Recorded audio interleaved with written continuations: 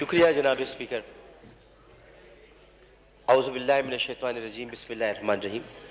وَلَنَبْلُوَنَّكُمْ بِشَيْءٍ مِّنَ الْخَوْفِ وَالْجُوعِ وَنَقْصٍ مِّنَ الْأَمْوَالِ وَالْأَنفُسِ وَالثَّمَرَاتِ وَبَشِّرِ الصَّابِرِينَ الَّذِينَ إِذَا أَصَابَتْهُمْ مُصِيبَةٌ قَالُوا إِنَّ لِلَّهِ وَإِنَّا إِلَيْهِ رَاجِعُونَ أُولَٰئِكَ عَلَيْهِمْ صَلَوَاتٌ مِّن رَّبِّهِمْ وَرَحْمَةٌ وَأُولَٰئِكَ هُمُ الْمُهْتَدُونَ۔ صدق اللہ العظیم۔ میں آپ کا بہت شکر گزار ہوں کہ آپ نے مجھے بولنے کا موقع عنایت فرمایا۔ جناب اسپیکر، میں اسمبلی میں بہت کم بولتا ہوں۔ اس کی وجہ یہ ہے کہ میں کچھ معاملات ایسے ہیں جن کو سیاسی امور نہیں سمجھتا۔ اسمبلی میں ہم سب تقسیم ہیں۔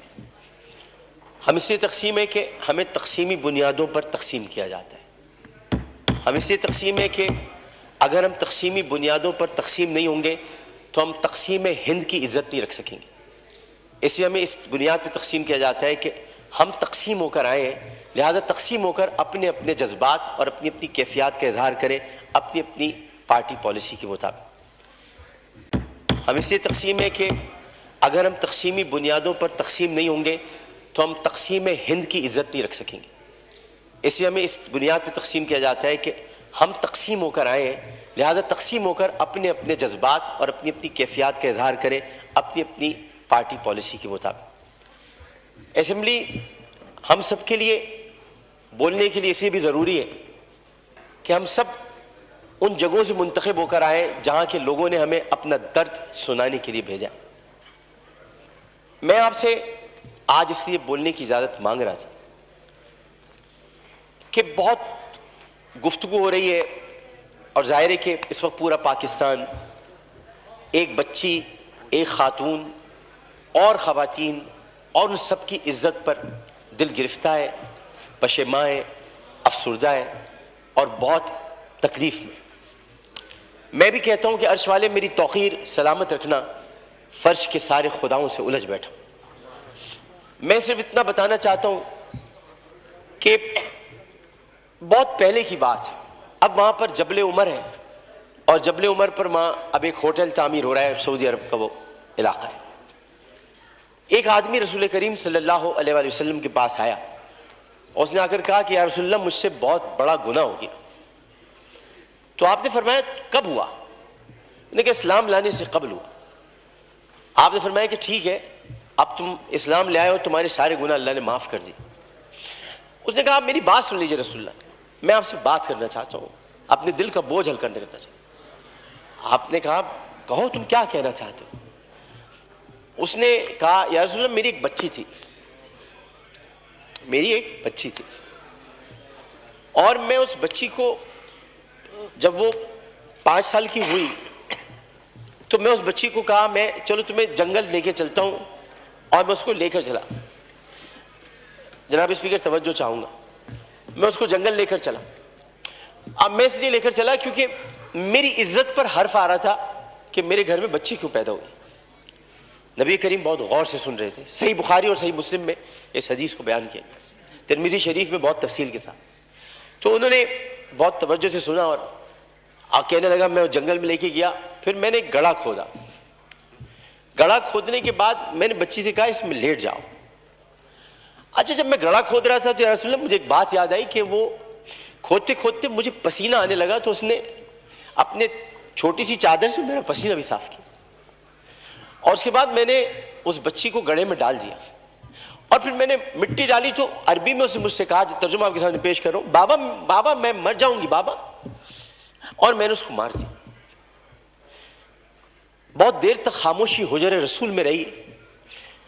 اس نے دیکھا تو رسول کریم صلی اللہ علیہ وسلم رو رہے تھے۔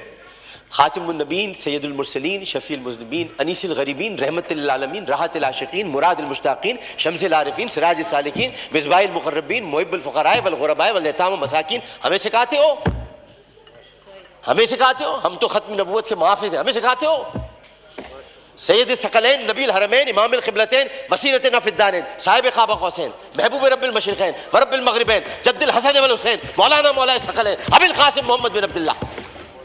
پر درمیان میں نہ بولو، حدیث کے درمیان نہیں بولو۔ اس کے بعد نبی کریم صلی اللہ علیہ وسلم نے یہ کیا کہ ان کے زار و قطار آنسو بہنے لگے اور انہوں نے کہا کہ قسم اس پروردگار کی جس کے قبضے میں محمد کی جان ہے صلی اللہ علیہ وسلم، اگر تو اسلام نہ لاتا تو میں تجھے سر عام سب کے سامنے تیری گردن اڑواتا۔ یعنی مطلب یہ ہوا کہ نبی کریم نے بہت پہلے بتا دیا تھا کہ بچیوں کے ساتھ ظلم کرنے والوں کو سر عام ان کی گردن کاٹی جائے گی۔ یہ اصول متعین کر دیا تھا محمد مصطفیٰ، یہ سزا متعین کر دی۔ ظلم کرنے والا جناب اسپیکر کوئی صنف نہیں رکھتا، خدا کے لیے اسے مرد نہ کہے، خدا کے لیے اسے عورت نہ کہے۔ ظالم کی صنف نہیں ہوتی، ظالم کی صنف نہیں ہوتی، ظالم نہ مرد ہوتا ہے، ظالم کو مرد نہیں کہتے۔ میرے بھائی نے کہا ہے فیصل بانڈے نے میں نامرد بنا دوں گا، ارے وہ تو ہے ہی نامرد، جو عورتوں کی عزت لوٹتے انہیں کیا نامرد بناؤ، وہ تو ہے ہی نامرد۔ ہم ظالم کی صنف مقرر کر کے معاشرے کو پھر تقسیم کرتے ہیں۔ ہمیں کسی کی صنف مقرر نہیں کرنی، ہمیں صرف اور صرف قرآن اور سنت کے مطابق ان سزاؤں کا احیا کرنا ہے جن کی ضرورت ہے۔ یہ واقعہ موٹر وے پر ہو یا حلقہ این 245 کی کسی کچی گلی میں، اس میں یہ بحث ہی نہیں کرنی۔ بحث ہمیں یہ کرنی ہے کہ انسانیت کی تذلیل ہوئی، بحث ہمیں یہ کرنی ہے کہ ہم کیا کر رہے ہیں، بحث ہمیں یہ کرنی ہے کہ اگر ہم ریاست مدینہ کے دعوے دار ہیں تو ریاست مدینہ میں اگر ایسا واقعہ ہوتا تو ہم کیا کرتے۔ ہمیں یہ کرنا ہے، ہمیں قانون سازی کرنی ہے، ہمیں اسمبلی میں بیٹھ کر اس معاملے کو مل جل کر حل کرنا ہے۔ میں کسی کا بھی یہاں زیادہ وقت لینا نہیں چاہتا، میں بہت دل گرفتہ ہوں کیونکہ اس بچی کے گھر میں کوئی کمانے والا نہیں ہے، بنیر سے آئے ہوئے پختون گھرانہ تھا، پٹھان گھرانہ بیچارہ، جو وہاں کما رہے تھے۔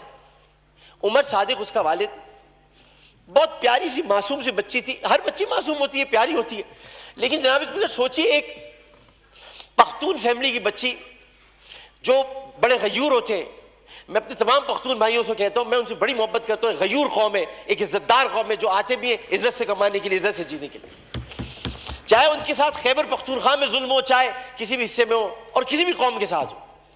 پاکستان کا ہر قومیت رکھنے والا فرد میرا پاکستانی بھائی ہے، اور میں یہ کہتا ہوں کہ وہ بچی ایک دن جب چاہے ان کے ساتھ خیبر پختونخوا میں ظلم ہو، چاہے کسی بھی حصے میں ہو اور کسی بھی قوم کے ساتھ ہو، پاکستان کا ہر قومیت رکھنے والا فرد میرا پاکستانی بھائی ہے، اور میں یہ کہتا ہوں کہ وہ بچی ایک دن جب اس کمرے میں رات بھر اس کو بند کر کے رکھا گیا ہوگا اور پھر اس کو درندگی کے ساتھ اس کی عصمت دری کرنے کے بعد اس کو جب زندہ جلایا ہوگا تو کتنی تکلیف ہوئی ہوگی اس معصوم سی بچی مروہ کو، جبکہ قرآن کہتا ہے ان الصفا والمروہ من شعائر اللہ۔ جب اللہ نے دو پہاڑوں کو مروہ اور صفا کو عزت دے دی تو پھر ان کی عزت کیوں نہ اتاری جائے، جنہوں نے پہاڑوں کے نام پر عزت دینے والے پروردگار کی پیدا کی ہوئی مروہ کو بے دردی کے ساتھ اس کی عصمت دری کی، ان کی عزت کیوں نہ اچھالی جائے۔